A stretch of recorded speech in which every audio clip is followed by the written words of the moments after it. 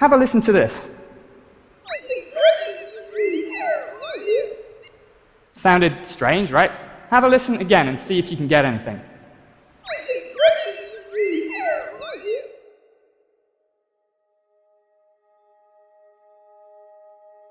Imagine being a brain. You're locked inside a bony skull trying to figure what's out there in the world. There's no light inside the skull, there's no sound either. All you've got to go on are streams of electrical impulses which are only indirectly related to things in the world, whatever they may be. The brain doesn't hear sound or see light. What we perceive is its best guess of what's out there in the world. If you look at those two patches, A and B, they should look to you to be very different shades of grey, right? But they are, in fact, exactly the same shade. And I can illustrate this if I put up a second version of the image here and join the two patches with a grey-coloured bar, and you can see there's no difference. It's exactly the same shade of grey. And if you still don't believe me, I'll bring the bar across and join them up. It's a single coloured block of grey. There's no difference at all. So this isn't any kind of magic trickery. It's the same shade of grey, but take it away again, and it looks different. So what's happening here is that the brain is using its prior expectations built deeply into the circuits of the visual cortex, that a cast shadow dims the appearance of a surface so that we see B as lighter than it really is. Here's one more example, which shows just how quickly the brain can use new predictions to change what we consciously experience. Have a listen to this.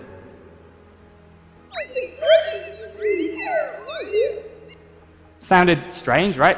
Have a listen again and see if you can get anything. Still strange. Now listen to this. I think Brexit is a really terrible idea. So you heard some words there, right? Now listen to the first sound again. I'm just going to replay it. I think Brexit is a really terrible idea. Okay, so what's going on here is the remarkable thing is the sensory information coming into the brain hasn't changed at all. All that's changed is your brain's best guess of the causes of that sensory information, and that changes what you consciously hear. Now, all this puts the brain basis of perception in a bit of a different light. Instead of perception depending largely on signals coming into the brain from the outside world, it depends as much, if not more, on perceptual predictions flowing in the opposite direction. We don't just passively perceive the world, we actively generate it. The world we experience comes as much, if not more, from the inside out as from the outside in. Let me give you one more example of perception as this active, constructive process. Here we've combined immersive virtual reality with image processing to simulate the effects of overly strong perceptual predictions on experience. In this panoramic video, we've transformed the world, which is in this case Sussex campus, into a psychedelic playground. We've processed the footage using an algorithm based on Google's Deep Dream to simulate the effects of overly strong perceptual predictions, in this case to see dogs. And you can see this is a very strange thing. When perceptual predictions are too strong, as they are here, the result looks very much like the kinds of hallucinations people might report in altered states, or perhaps even in psychosis. Now think about this for a minute.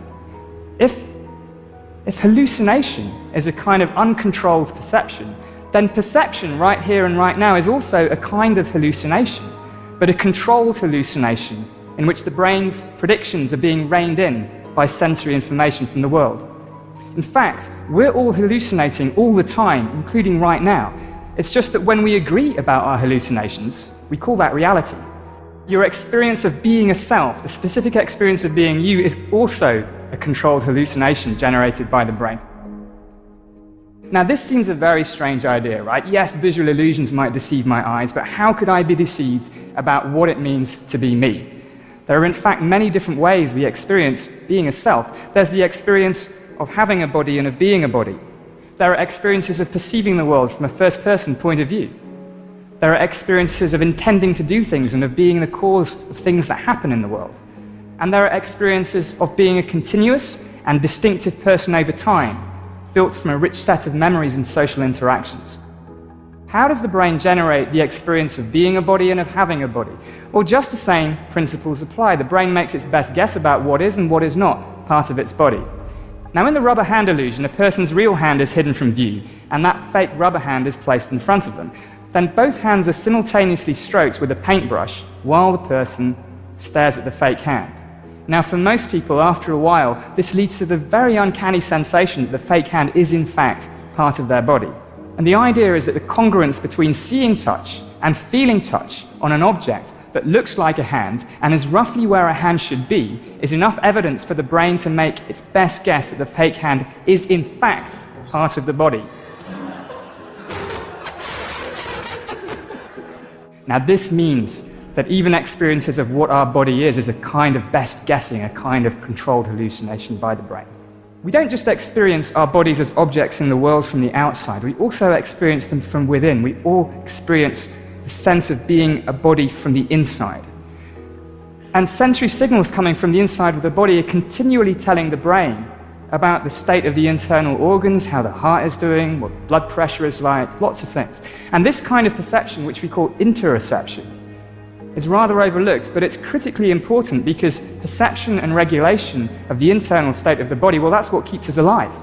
Here's another version of the rubber hand illusion, and here people see a virtual reality version of their hand, which flashes red and back either in time or out of time with their heartbeat.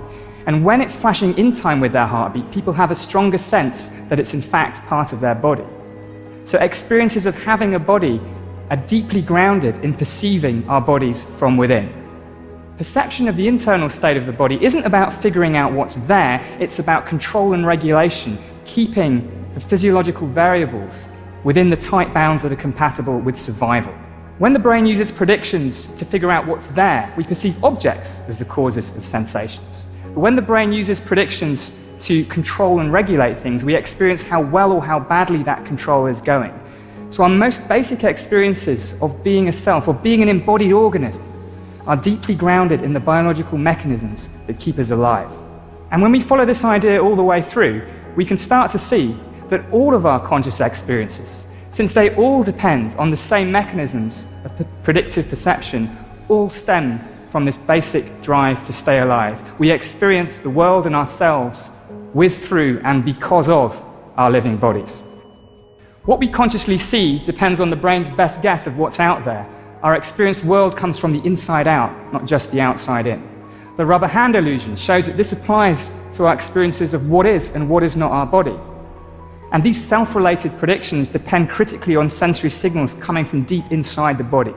And finally, experiences of being an embodied self are more about control and regulation than figuring out what's there. So our experiences of the world around us and ourselves within it, well, they're kinds of controlled hallucinations that have been shaped over millions of years of evolution to keep us alive in worlds full of danger and opportunity. We predict ourselves into existence. Just as we can misperceive the world, we can misperceive ourselves when the mechanisms of prediction go wrong. Understanding this opens many new opportunities in psychiatry and neurology because we can finally get at the mechanisms rather than just treating the symptoms in conditions like depression and schizophrenia. What it means to be me cannot be reduced to or uploaded to a software program running on a robot, however smart or sophisticated. We are biological flesh and blood animals whose conscious experiences are shaped at all levels by the biological mechanisms that keep us alive. Just making computers smarter is not going to make them sentient.